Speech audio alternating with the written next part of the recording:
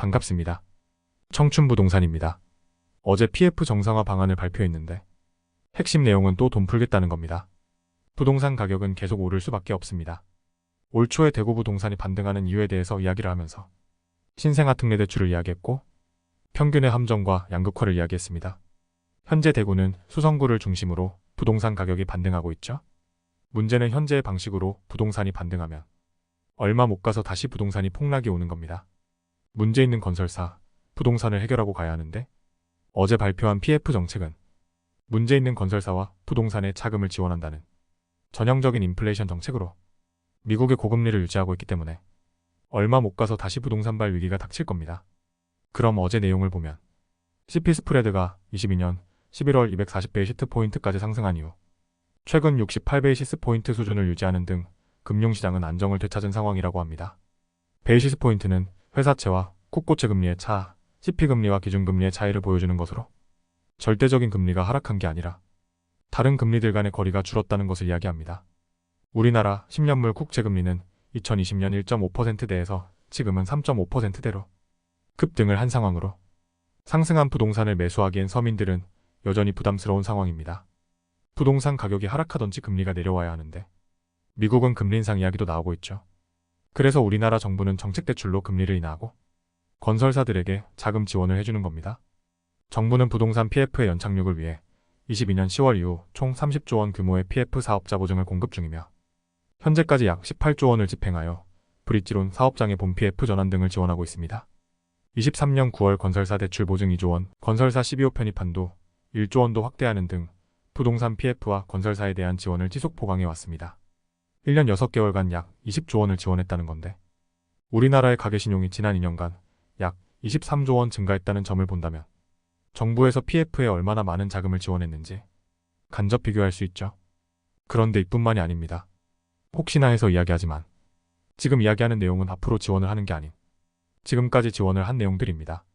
23년 9월 조성한 PF 정상화 펀드를 통해서 재구조화도 추진되고 있으며 캠코 펀드 1조 1천억 원, 금융업권에서 차체 펀드 1조 1천억 원 등 총 2조 2천억 원을 운영하고 있습니다.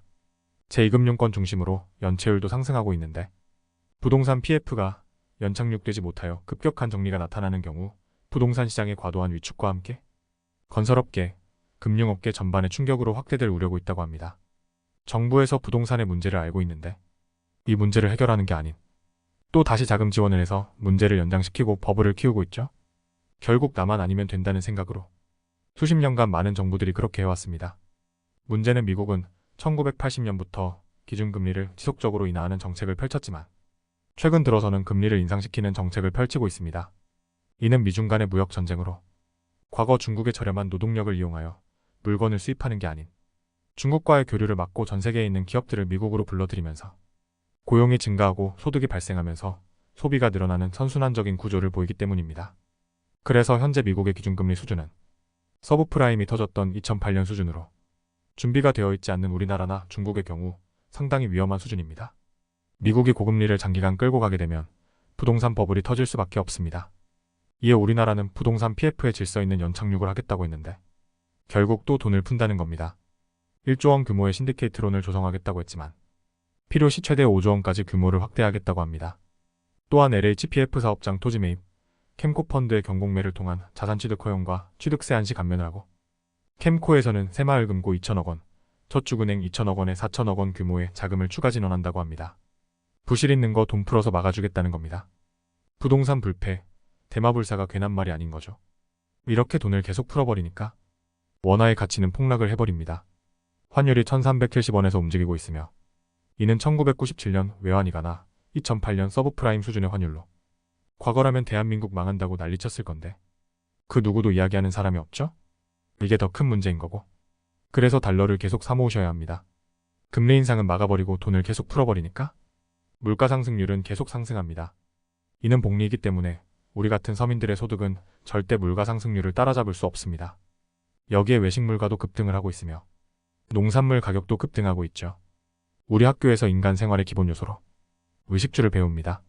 주거는 문재인 정부 때 급등시켜 놓았고 음식은 윤석열 정부에서 급등시키고 있죠. 그리고 미국의 금리 인상으로 부동산 가격이 조정이 되었지만 서울을 중심으로 다시 부동산 가격이 움직이고 있죠. 인간 생활의 기본 요소를 박살내놓고는 자녀를 놓으라고 하고 있죠. 그리고 민주당은 또 돈 풀라고 하고 있고, 아르헨티나는 한때 선진국으로 경제 대국이었지만 지금은 물가 상승률이 100%씩 상승하고 빈곤율이 60%라 상승하는 국가가 되었습니다. 필리핀도 1960년대 일본과 비빌 정도의 경제 대국이었는데 이제는 빈민국으로 전락을 했죠. 대한민국이 언제까지 경제가 좋을 거라는 보장이 없습니다. 박근혜 정부 당시 사상 최대 무역 흑자를, 문재인 정부 5년 만에 무역 적자를 만들어서 윤석열 정부에게 넘겨줬었죠. 1980년대 후반 일본은 부동산 버블이 터졌습니다.